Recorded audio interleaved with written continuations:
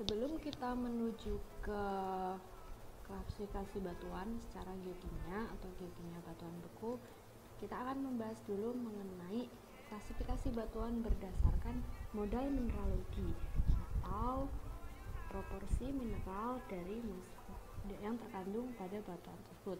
Jadi sebagai contoh, batuan itu tersusun dari mineral A, B, dan C ya. Nanti kita harus tahu mineral A itu apa, B apa, C apa, berikut juga persentasenya apa. Nah, di sini ada contoh batuan beku ya. Ini bisa kita lihat teksturnya kasar atau faneritik ya. Ini bisa kita lihat, ini ada yang warna merah, ada yang warna putih, ada yang warna kecoklatan, kehijauan gitu ya. Nah, dari batuan ini kita bisa lihat ada yang warna putih kuarsa, agak bening, kemudian ada juga feldspar dengan warna putih sampai pink ya. Ini mungkin feldsparnya ada yang feldspar orthoklas, ada juga yang plagioklas. Kemudian yang warna gelap hitam ada hornblende, kemudian ada mica. Mica ini kalau warna hitam itu biasanya biotit, terus kalau warnanya agak-agak keperakan, putih keperakan itu muskovit. Nah, masing-masing dari mineral yang sudah bisa kita kenali tadi, kita hitung persentasenya. Tentunya kalau di petrologi kita sudah belajar bisa mengenali lebih detail lagi nanti di secara mikroskopik ya, di mineral optik atau petrografi. Jadi bisa lebih terlihat mineral yang tidak terlihat oleh mata. Oke, setelah kita tahu persentasenya, tidak semua mineral ini sebenarnya kita gunakan sebagai pembagi ya atau pengklasifikasi dari batuan tersebut, karena ada mineral-mineral tertentu yang istilahnya lebih signifikan dan menjadi penciri dibandingkan mineral lain yang istilahnya hanya sebagai aksesoris.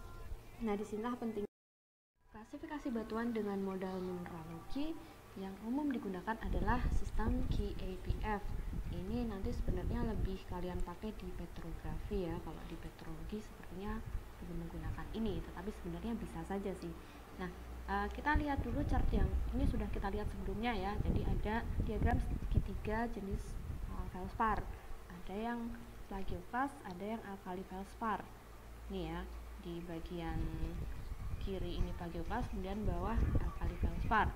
Nah, jadi A ini adalah dari alkali feldspar, kemudian notasi P adalah dari plagioklas. Jadi di bagian KAPF-nya ini. Kemudian coba kita balik ya. Jadi seperti ini, alkali feldspar diwakili oleh garis ini dan plagioklas diwakili oleh garis tersebut. Jadi kita bisa membuat jadi seperti ini, semacam skala dari A ke P gitu ya. Selanjutnya kita tambahkan satu komponen lagi yaitu kuarsa ya. Kuarsa ini di ujung. Nah, jadi ada 3 garis di sini, A ke Q, Q ke P, dan P ke A. Masing-masing ini bertindak sebagai skala, di mana di ujung-ujungnya atau di end membernya ini menunjukkan komposisi 100% dari mineral tersebut ya. Nah, di sini kita lihat satu bagian dulu, KAP dulu ya. Nah, berdasarkan proporsi tadi kan kita hitung ya, proporsinya yang Q kuarsanya berapa, kemudian alkali feldspar berapa, plagioklas berapa, gitu kan. Kita bisa plotkan di diagram ini. Nanti sudah plot-plotan kita tuh jatuh di area mana, itulah jenis mineralnya, jenis batuannya ya. Jadi dari sistem KAPF tadi untuk mengklasifikasikan batuan, kita sudah tahu 3 komponen KAP.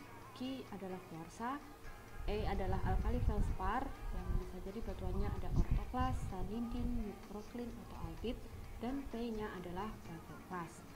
Nah, ini kita lihat yang diagram segitiga ini KAP. Misalkan kita harus mengklasifikasikan, tadi kan harus tahu dulu ya mineralnya itu persentasenya berapa. Jadi tadi kan misalnya di granit itu selain dari mineral KAP ini kan ada yang lain, misalnya ada mica, ada biotit, tetapi dia tidak kita hitung di sini Jadi persentase yang ada itu nanti kita normalisasikan menjadi 100% gitu ya. Jadi yang dihitung mineral KAP aja. Tuh. Nah, kita ambil contoh di sini ada 2 kasus, misalnya batuan dengan 30% kuarsa, 40% ortoklas, 30% plagioklas. Itu namanya apa ya?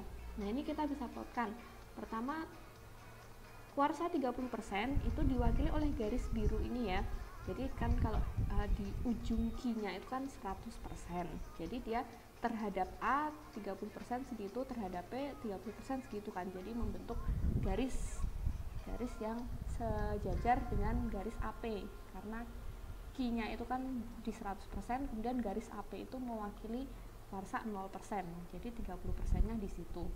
Oke, ini kita lakukan di mineral yang lain. Nah, ini garis ini mewakili ortoklas 40% ya.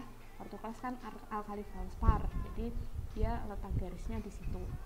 Oke, sebenarnya ini sudah berpotongan, tetapi untuk cek lagi kita plotkan semua ya. Plagioklas 30% di mana sih? Nah, di sini dia.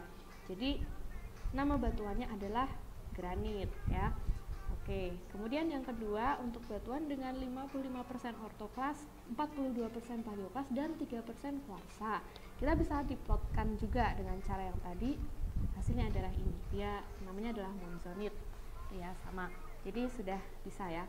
Nah, ada yang ketinggalan nih. F-nya itu di mana? F-nya kita belum dapat ya. Jadi untuk sistem KEPF ini segitiga yang sudah kita bahas tadi, KEP itu mewakili batuan beku yang kaya akan silika rich. Jadi berarti gini loh, kalau batuan beku itu punya kuarsa, dia hitungannya sudah kaya akan silika. Sudah sisa-sisa lah sampai kuarsa pun bisa terbentuk, yang mana silika kuarsa kan SiO2, tidak mengikat unsur-unsur yang lain. Artinya unsur-unsur yang lain ini sudah tercover sama mineral yang lain, sehingga silikanya ini sisa bisa membentuk kuarsa itu sendiri. Nah, tentunya ada batuan yang kaya silika, ada juga batuan yang miskin silika. Nah, disinilah masuk mineral feldspatoid yang notasinya F ini ya, feldspatoid atau void gitu ya. Nah, jenisnya ada leucit, nephelin, sodalit. Kita belum bahas tadi ya untuk feldspatoid. Nah, secara pengertian umumnya sebenarnya gini aja. Feldspatoid adalah feldspar yang miskin silika. Jadi misalnya nih, kalau feldspar itu kan tadi rasio Si sama O-nya kan 1:2, ada Al-nya. Nah, di feldspatoid ini Si-nya akan proporsinya lebih sedikit lagi, gitu ya. Nah, di sini makanya kalau ada batuan beku yang mengandung feldspatoid itu disebut sebagai batuan yang miskin silika, gitu ya. Oke, jadi kita dapat segitiga yang bawahnya lagi AFP-nya ya, dapat. Jadi secara keseluruhan ini disebut diagram KAPF. Nah, biasanya batuan yang mengandung kuarsa itu secara eksklusif tidak akan bisa mengandung feldspatoid dan sebaliknya ya. Karena kalau misalnya masih ada sisa silika di situ, yang terbentuk itu ya alkali feldspar, bukannya feldspatoid. Tuh. Nah, diagram yang sudah muncul di sini adalah diagram untuk batuan beku yang plutonik atau yang intrusif ya, teksturnya kasar. Nama-namanya kan familiar seperti granit, adiorit, gabbro, itu kan batuan yang teksturnya kasar ya. Nah, untuk itu harus ada 2 diagram. Nah, ini dia ya. Diagram yang satunya lagi untuk batuan beku yang vulkanik atau yang teksturnya halus. Ya, terbentuk secara ekstrusif. Tuh ya, ada riolit, dasit, basalt andesit, gitu ya nama-namanya. Jadi, kalau kita mau mengklasifikasikan itu pertama tadi dilihat dulu teksturnya apa, apakah kasar atau halus. Kalau kasar pakai yang untuk plutonik, kalau halus pakai yang untuk vulkanik. Tuh. Nah, kelemahan dari sistem KAPF ini, dia tidak menghitung mineral-mineral mafic yang mengandung Mg dan Fe. Jadi batuan mafic dan ultramafic itu tidak bisa diklasifikasikan dengan menggunakan KAPF tadi. Nah, ini ada diagram tambahan ya yang untuk mengklasifikasikan khusus batuan mafic dan ultramafic. Oke ya, ini kita bahas sekilas saja. Jadi di sini ada 2 diagram. Diagram yang pertama yang sebelah kiri ini ada piroksen, olivin, dan plagioklas feldspar. Di situ ada batuan gabbro, olivin gabbro, troktolit, anortosit. Dan kemudian untuk batuan yang ultramafic, ya, ini yang kanan ya, itu ada diagram segitiga yang olivin, ortopiroksen, dan klinopiroksen.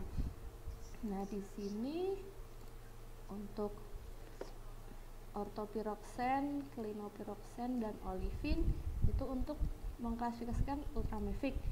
Nah, di sini secara umum sih tentunya mungkin sudah pernah dengar ya, ini area peridotit itu jatuhnya di sini, kemudian ini piroksenit atau yang mengandung banyak piroksen. Nah, peridotit itu sendiri ada bermacam-macam nih, ada lerzolit, ada harzburgit, ada werlit, ya, tergantung dari proporsi piroksen dan olivinnya di sini. Ya, jadi itu bisa ya untuk mengklasifikasikan batuan dari GAPF-nya. Tuh.